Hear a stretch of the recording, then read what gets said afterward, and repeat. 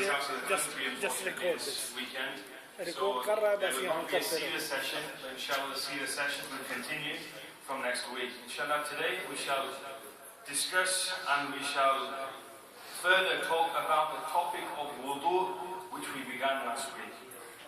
Before we continue, please all recite the worship on the Messenger sallallahu alayhi wa sallam. Allahumma salli ala Sayyidina Muhammadin ma'adin al-sudi wal-karami wa alihi wa sahbihi wa barik wa sallim. Salli alayhi salatu wa salam alayhi ya Sayyidi ya Rasulullah sallallahu alayhi wa sallam. So last week, we talked about the various benefits and the merits and virtue of wudu, and I shared with you some of the many countless ahadith which mention the great maqam and the great status and the virtues of performing wudu. Inshallah today we shall talk about the method of wudu and where the method originates from. So why do we wash the face? Why do we wash the arms? Where do we get this from? So inshallah I will continue with the verse of the Holy Quran which I recited last week, in which Allah subhanahu wa ta'ala states, أعوذ بالله من الشيطان الرجيم يا أيها الذين آمنوا إذا قمتم إلى الصلاة فاغسلوا وجوهكم وأيديكم إلى المرافق وامسحوا برؤوسكم وأرجلكم إلى الكعبين. Allah subhanahu wa ta'ala, He states in the Holy Quran that, O believers, whenever you make the intention to stand for salah, then you should wash your faces and your arms until the elbows. You should do the masah of your head, and you should wash your feet until the ankles. So Allah subhanahu wa ta'ala is stating, is telling us what we should do before we stand for prayer. Now inshallah, let's look at the way, the best of creation, Rahmatul lil Alameen, our noble Prophet sallallahu alayhi wa sallam, how he used to perform wudu. We want to listen to this? So let's say Subhanallah once. Subhanallah. Saying Subhanallah once, Allah subhanahu wa ta'ala plants a tree in paradise. Subhanallah. Let's all gain the benefit and gain the reward of this. So whenever we hear something nice, we should always say Subhanallah. MashaAllah. And also say Subhanallah loudly to inspire the person who sat beside you as well, who's lazy. Okay, so say it loudly, say inspiring him as well, inshallah. And we'll get the reward for him saying Subhanallah. Subhanallah. So, the method of wudu. Inshallah, I will say the Arabic as well for tabarruk. And before I say this hadith, wudu is a unique worship, is a unique act for this ummah. So alhamdulillah, this ummah is blessed that we have got wudu. The other ummahs, the previous ummahs, all the other prophets, they did not have wudu. It is a unique quality of this ummah that we have wudu. أخبرنا مالك أخبرنا عمرو بن يحيى بن عمارة بن أبي حسن المازني عن أبيه يحيى أنه سمع جده أبا حسن يسأل عبد الله بن زيد بن عاصم وكان من أصحاب رسول الله صلى الله عليه وسلم قال هل تستطيع أن تريني كيف كان رسول الله صلى الله عليه وسلم يتوضأ؟ قال عبد الله بن زيد نعم. فدعا بوضوء فأفرغ على يديه فغسل يديه مرتين ثم مضمض ثم غسل وجهه ثلاثا ثم غسل إلى المرفقين مرتين ثم مسح من مقدم رأسه حتى ذهب بهما إلى قفاه ثم ردهما إلى المكان الذي منه بدأ ثم غسل رجليه. Subhanallah. So the hadith goes, and this is stated in the Mu'adda of Imam Malik, narrated by his student Hazrat Imam Muhammad, who is also one of the students of Imam Azam Abu Hanifa radiallahu ta'ala. And if you remember, our rules, okay, all the rules of worship that we carry out, these are according to Imam Azam Abu Hanifa radiallahu ta'ala. So, we have been informed by Imam Malik, who has informed us that the Amr bin Yahya bin Ammara bin Abi Hassan Mazini, and he reports from his father, Yahya, he heard that his grandfather, Aba Hassan, he asked Hazrat Abdullah bin Zayd bin Asim, who was one of the companions of the Messenger sallallahu alayhi wa sallam, how Rasulullah sallallahu alayhi wa sallam used to perform wudu. So he said, of course, why not? So then he asked for a wudu. Okay? Now there's a difference between wudu and wudu. Okay? Wudu with a page on top of it, or dhamma on top of it, means means the actual actions of wudu that we carry out. Whereas wudu is that utensil a person uses to perform wudu. Okay? So understand the distinction. Wudu is the general wudu we perform, and wudu with a zabar on the waw is the utensils such as a bucket, okay, or a small jug, which a person uses to perform wudu. Okay? So he asked for some wudu, okay, a utensil to perform wudu. So first, he poured the water upon his hands, and he washed his hands marratayn, twice. Thumma madmada, and then he gargled. So he inserted water in his mouth and he gargled. Thumma ghasala wajhahu thalathan. Okay, now in madmada, Imam Muhammad in the commentary, he says that madmada also includes istinshaq, which means to clean your nose. Okay, so madmada was anshaqa in other narrations, that he did gargling of the mouth and he emptied water in the nose. ثم غسل وجهه ثلاثا, and then he washed the face 3 times. ثم غسل إلى المرفقين مرة, and then he washed the arms until the elbows twice. ثم مسح من مقدم رأسه حتى ذهب بهما إلى قفاه, and then he did the massage, he wiped the head and he took his arms until the back of the neck. ثم ردهما إلى مكان الذي منه بدأ, and then he returned his hands to the place where he started from. So he did this, took them back, and he returned them back to the place he started from. ثم غسل رجليه, and then he completed by washing his feet. So this is Hazrat Abdullah bin Zayd, who actually saw the Messenger sallallahu alayhi wa sallam perform wudu, and he is narrating this method to the companions. Now, here I mentioned twice. Okay, many of you have listened to people say you wash it 3 times. Okay, many of you may have heard that you wash it once is fine. Okay, inshallah we shall come to that now.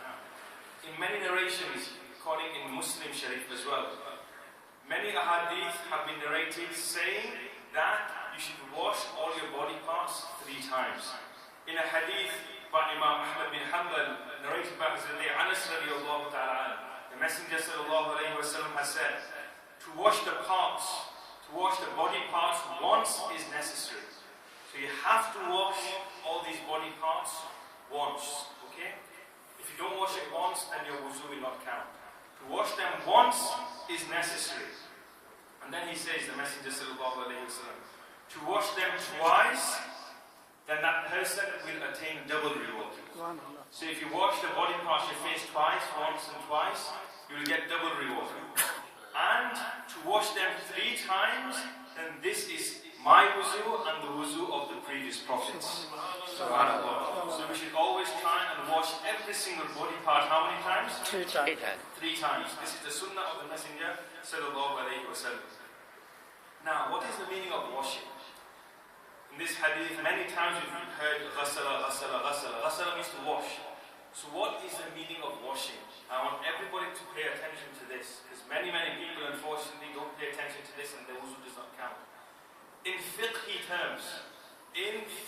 terminology, washing means to flow at least 2 drops of water over every single body part.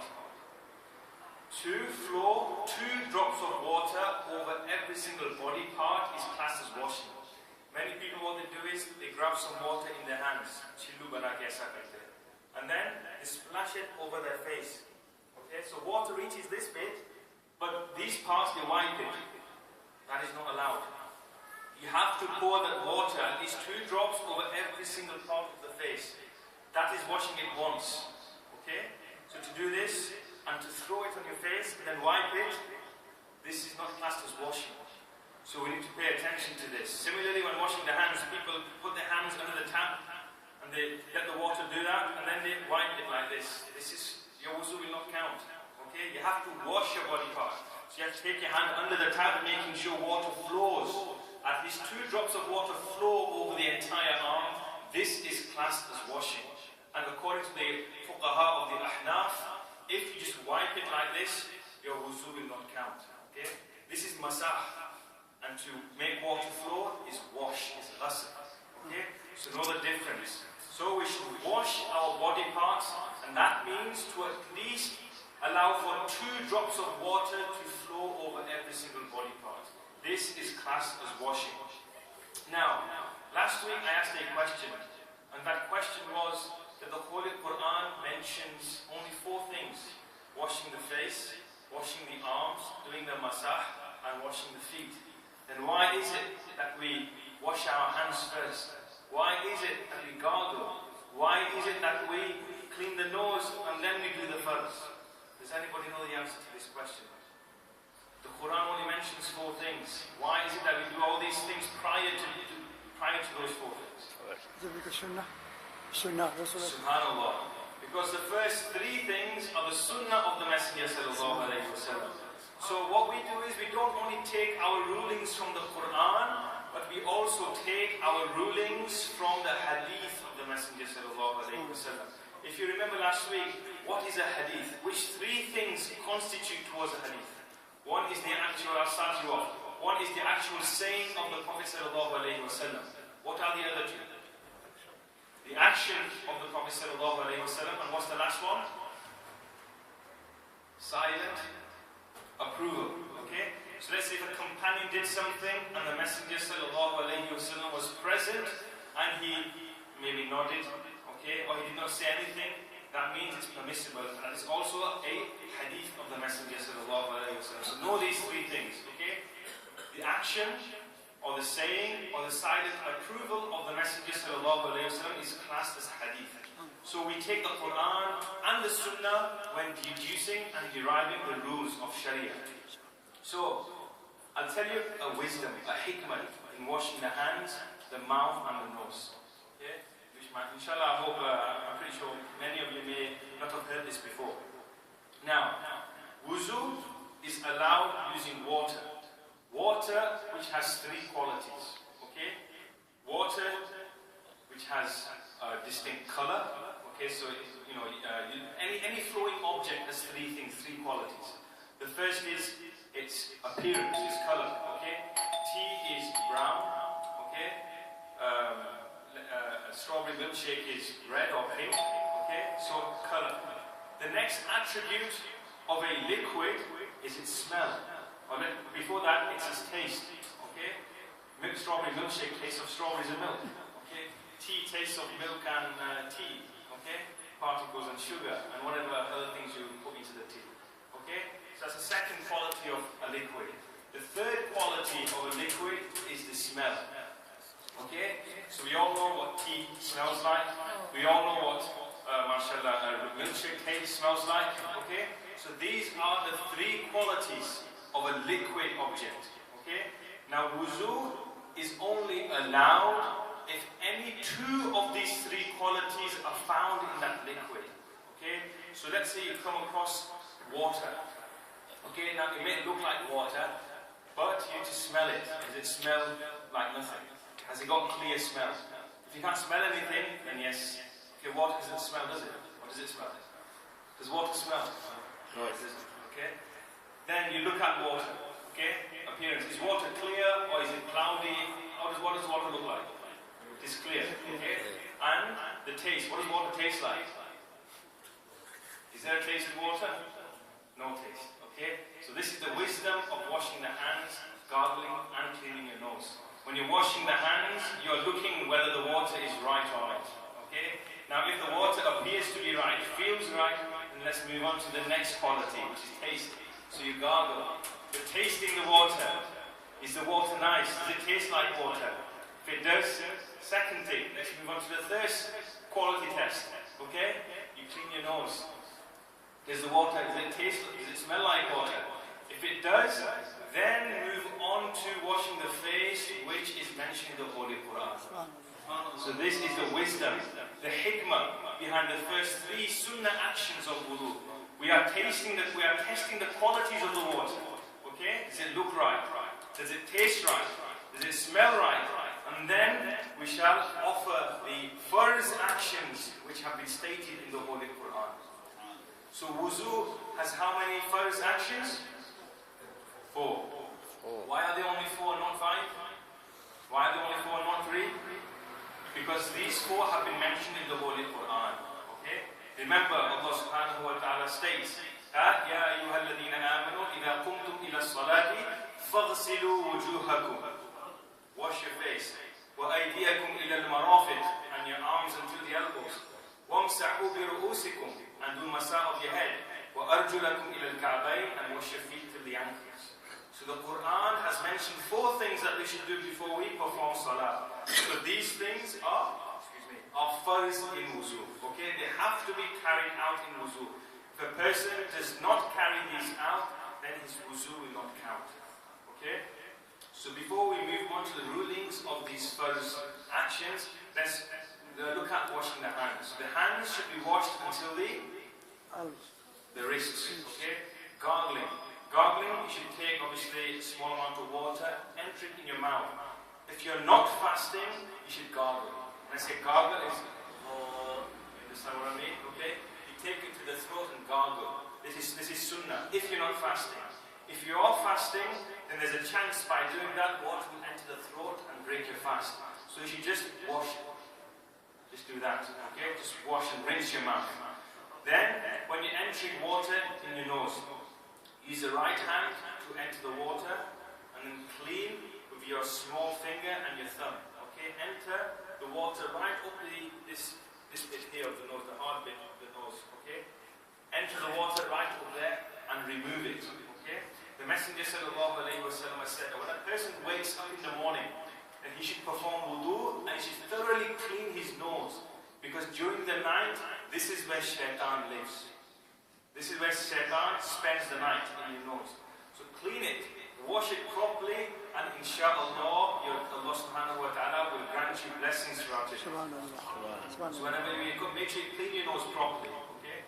And this is probably one of the only religions, okay, which talks about purity and cleanliness to such a degree. Is there any other religion which talks about cleanliness and purity other than Islam? Subhanallah. This is why the Messenger said, At-tuhuru shatrul iman. That cleanliness is half of your faith. So, we talked about how to wash the nose.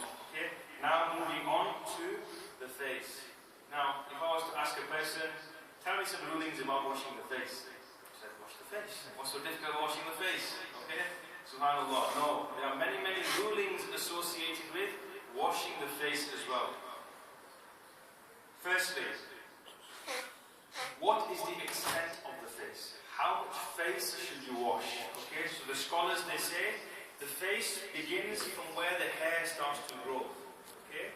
From where the hair starts to grow till below the chin. And from one earlobe to the other. This is the extent of the face. So it is first to wash all this part of the face. Okay? Now the question is, you've reached old age, or you've been working very hard and life's been very difficult for you and your hair's fallen off. May Allah subhanahu wa ta'ala preserve all of our hair. So your hair's fallen off. So where does your hair begin? Okay? So let's say all this hair's fallen off and you've got a bald patch there. So you've got hair there but no hair here. Okay, so do you wash the face right till there? Okay, the ruling is adatan. Naturally, where the hair starts to grow, that is where you start washing the face. So let's say before your hair fell off, your hair used to grow from here. Okay? Then you should wash your face starting from that point. Okay? You shouldn't go right the way back, or you shouldn't wash the whole head, but you should wash your face starting from that place where your hair normally used to grow. So that is the extent of washing the face. Now, the second is dari. Okay? This is a great blessing, a great sunnah of the Messenger sallallahu alayhi wa sallam. And everybody should endeavor, everybody of us should endeavor to keep a beard. Because as Aisha Siddiqa radiallahu ta'ala said, that there are a few things, okay, which have been preserved from the time of the previous prophets. Okay? And one of those things is to lengthen your beards and to trim the mustaches. Okay? And to trim the nails. And to remove the pubic hair. These are things which have been passed down since the time of Ibrahim alayhi salatu wasalam. Okay? So we should try and keep our beards. Nobody knows when we shall pass away from this life. And when we meet our Prophet sallallahu alayhi wasallam the hereafter, how do you want to meet him? Do you want to meet him by adorning yourself with his blessed sunnah? Or do you want to meet him in a state where you are clean shaven? How will the Prophet, how will he, embrace you? Just think of these small things. That we claim to love the Messenger sallallahu alaihi wasallam sincerely, abundantly. But the love is only truly expressed through our actions.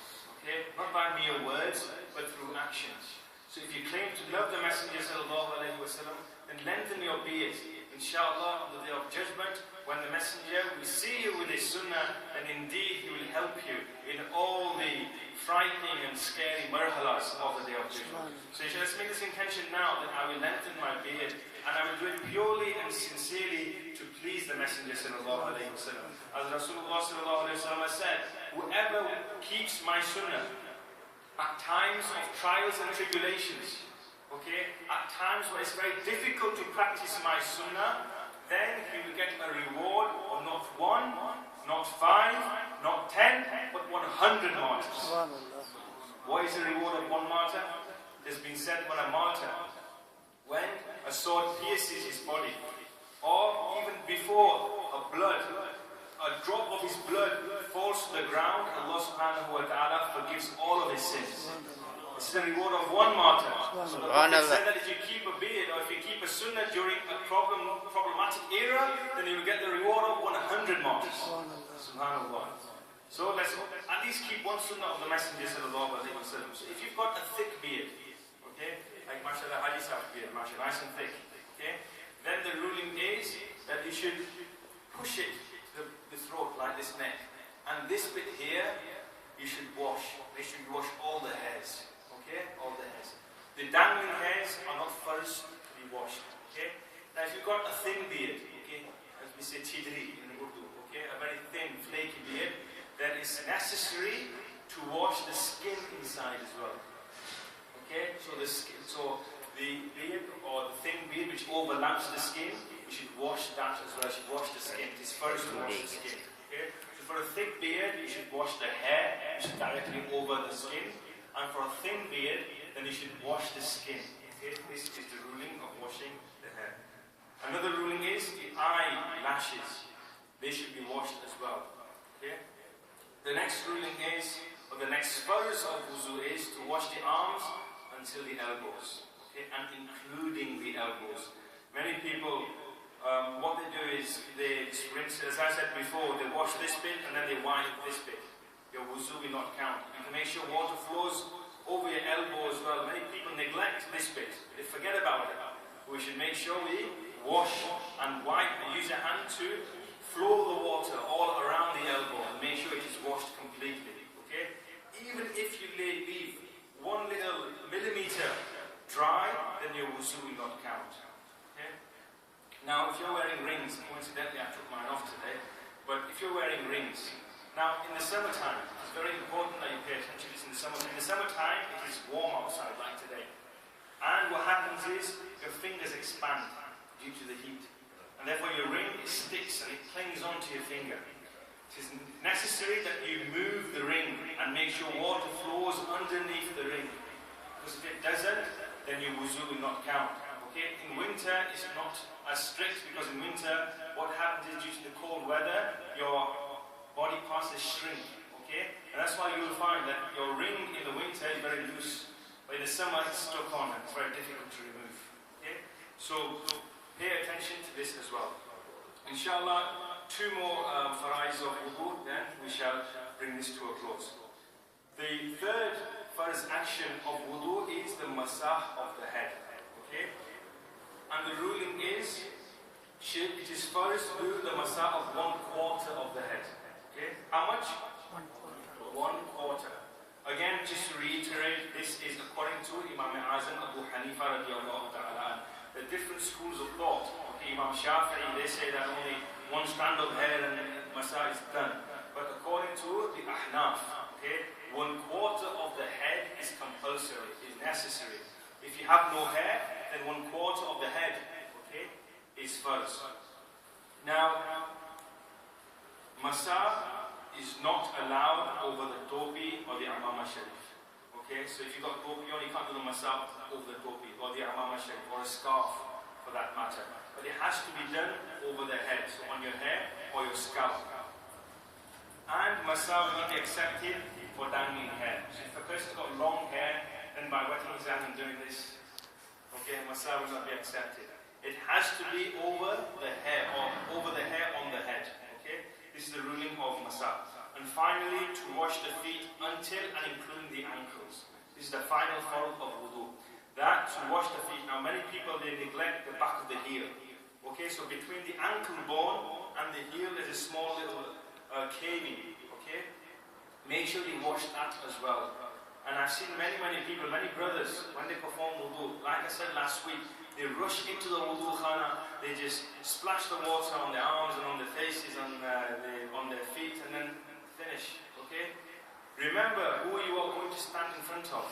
Remember, just think for a second that you are going to face your Creator, Almighty Allah subhanahu wa ta'ala. And like going to an interview or a wedding, like you adorn yourself before attending these kind of functions, you are going to meet and face the most important being, okay? Your Creator, your Sustainer, the one who has given you these feet which need to be washed.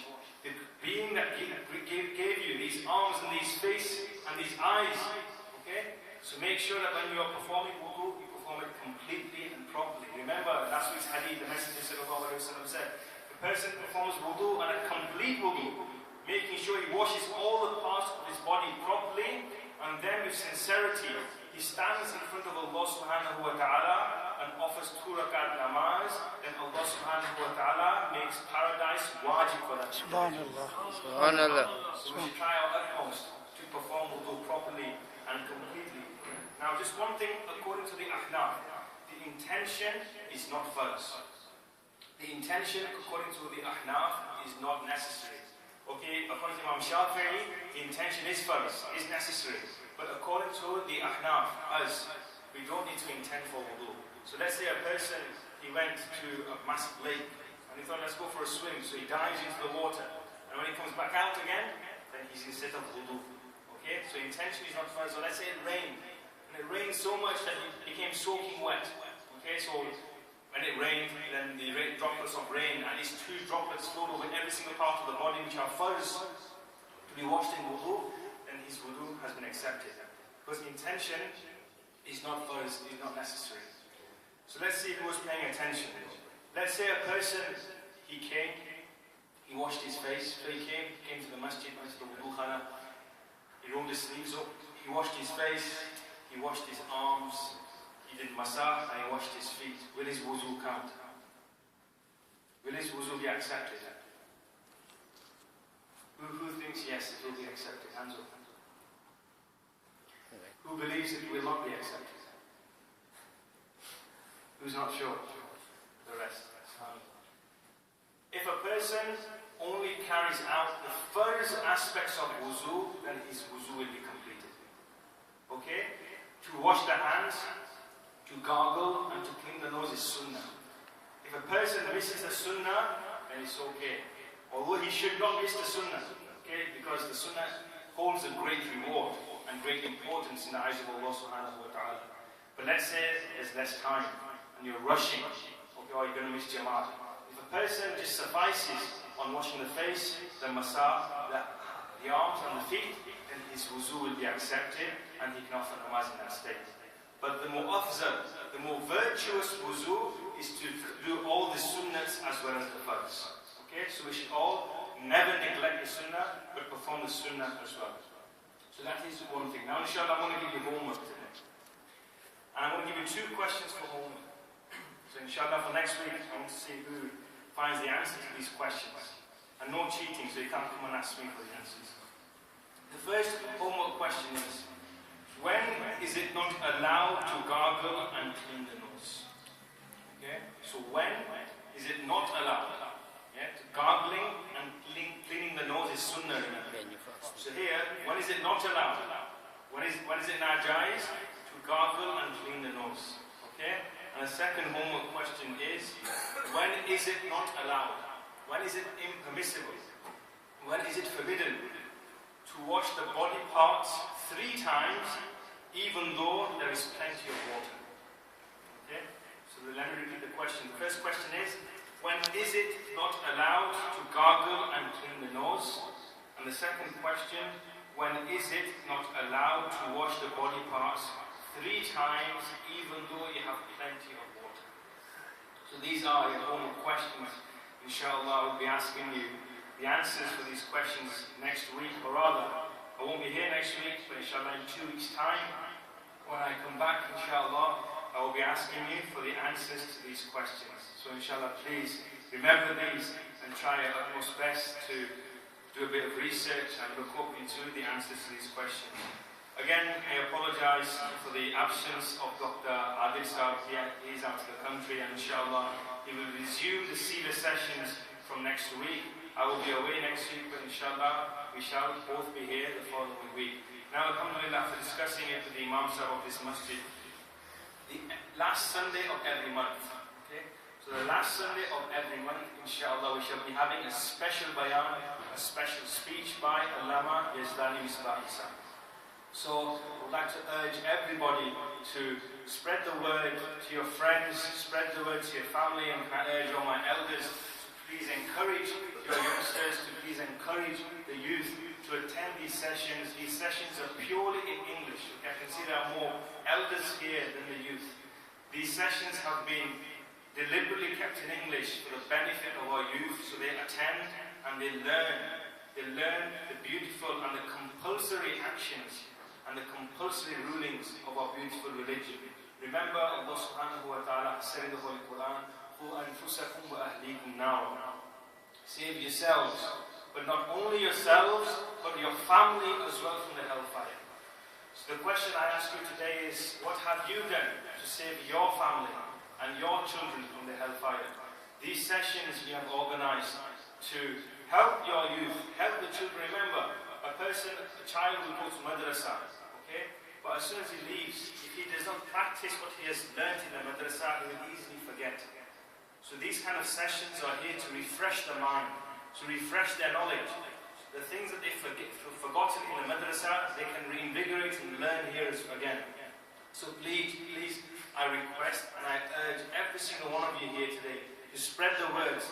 Tell your friends at school, tell your friends out there who you hang around with, on any brother you come across, that these sessions we have organized purely for your sake, purely for your success in this world and in the hereafter. And inshallah, if you inspire even one individual and he comes and he starts practicing anything he learns here, not only will he get the reward, but you will get the reward for it as well.